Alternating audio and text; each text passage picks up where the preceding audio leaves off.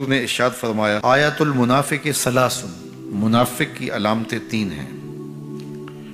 جس شخص کے اندر یہ علامات ہوں تو وہ اس نیت سے سنیں کہ آج ابھی اسی وقت میں یہ مصمم عزم کرتا ہوں کہ اپنے سے کھرچ دوں گا ان چیزوں کو اور اپنے من کو، اپنے اندر کو، اپنے باطن کو ان غلاستوں سے پاک کروں گا۔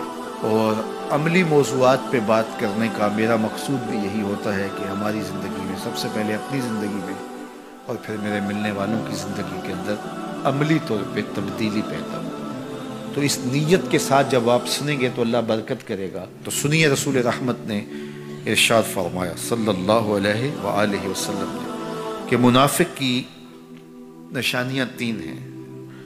ان میں سے ایک اذا حدث کذب، جب وہ بولتا ہے تو جھوٹ بولتا ہے۔ یہ منافق کی علامتوں میں سے ایک علامت ہے کہ اس کی زبان جھوٹ کی عادی ہوتی ہے۔ زندگی میں جھوٹ سے اپنے آپ کو بچائیں، یہ زہر قاتل ہے، اندر اجاڑ دیتا ہے، آپ کا معاشرے سے اعتبار ختم کر دیتا ہے اور آپ کی رسوائی کا سبب ہے۔ دوسرا ارشاد فرمایا وَإِذَا وَعَدَ أَخْلَفَ، جب وہ وعدہ کرتا ہے تو وعدہ خلافی کرتا ہے۔ یہ منافق کی علامت ہے کہ وہ وعدہ پورا نہیں کرتا۔ میرے حضور کسی سے وعدہ کرتے ہیں کہ تیرے آنے تک یہاں کھڑا ہوں اور وہ جا کے بھول جاتا ہے۔ میرے حضور 3 دن کھڑے رہتے ہیں، 3 دن کے بعد اچانک وہاں سے گزرا، دیکھا تو حضور کھڑے۔ بڑی شرمندگی ہوئی، ڈرتا ہوا آگے بڑھا، صرف اتنا کہا یار تو نے مشقت میں ڈال دیا۔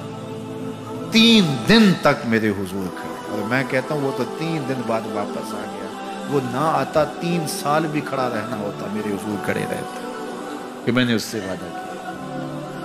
اور میں اور آپ دیکھیں کہ ہم کہاں کھڑے ہیں۔ ہم کسی سے وعدہ کریں، ہم خود وعدہ کرتے ہیں تمہیں 6 ماہ کے بعد پیسے دیں گے، وہ بیچارہ 6 ماہ کے بعد بھی جو ہے وہ 1 ماہ اور اوپر گزار لیتا ہے کہ چلو کوئی بات نہیں ہے، اور ہم اس کی موت کی دعا کر رہے تھے یا اللہ فوت ہی ہو جائے تو اچھی بات ہے۔ تو پھر ہم کہیں کہ اللہ کی رحمتیں ہمیں نصیب ہوں۔ یار وعدہ کیا ہے، اپنا تن بھی بیچ کے دینا پڑے گا۔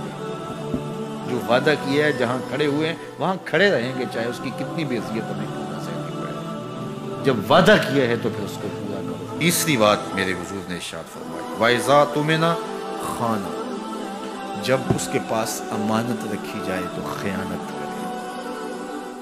اس کے پاس پیسے رکھے جائیں، دولت رکھی جائے، کوئی زمین اس کے نام کوئی کر دے کسی وجہ سے، کوئی اور اس کے پاس امانت رکھ دے تو وہ اس میں خیانت نہ کرے، بلکہ آپ کے پاس کوئی بات امانت رکھی جائے تو اس کو بھی جو ہے وہ لوگوں تک نشر نہ کرے۔ تمہارے کان میں اگر کوئی بات کرے تو وہ امانت ہے، جب وہ بات کر رہا ہو تو دائیں بائیں دیکھ رہا ہو، تو اس کا مطلب یہ ہے کہ وہ یہ چاہ رہا ہے کہ یہ بات کوئی اور نہ سنے، تو پھر صاحب امانت کو چاہیے کہ کوئی اور نہ سنے۔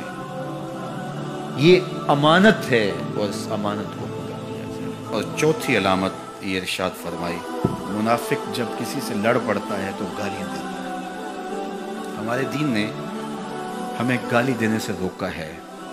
اپنی زبان کی پاکیزگی اور اپنی زبان کی طہارت کا سامان کیجیے۔ آپ کسی بھی حالت میں ہوں، آپ کے اوپر کوئی کتنی بھی زیادتی کر رہا ہو، آپ کو کوئی تھپڑ بھی مار رہا ہو تو آپ اس کا مقابلہ ضرور کریں، لیکن آپ کی زبان گندی نہیں ہونی چاہیے۔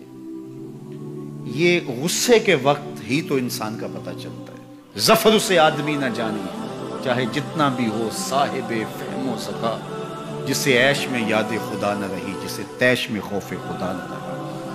عیش کی زندگی ہو یا تیش کی زندگی، خوشی کا مرحلہ ہو یا مرحلہ غم، آپ دیکھو نارمل زندگی کے اندر تو آپ معتدل ہوں گے ہی ہوں گے، لیکن جب آپ کا بیلنس خراب ہوتا ہے خوشیوں کے وفور کی وجہ سے، اس وقت پتہ چلے گا۔ یہ ہے انسان کا امتحان، یہ ہے انسان کی آزمائش۔ منافق کی علامت بتائی گئی وَإِذَا خَاصَمَ فَجَرَ، جب وہ کسی سے لڑائی کرتا ہے تو پھر گالیاں بکنا شروع کر دیتا ہے۔ یہ منافقوں کی علامات میں سے ایک علامت ہے، جب وہ لڑتا ہے تو گالیاں بکتا ہے، جھوٹ بولتا ہے، امانت میں خیانت کرتا ہے، اور عہد کرے تو اس کی پاسبانی نہیں کرتا۔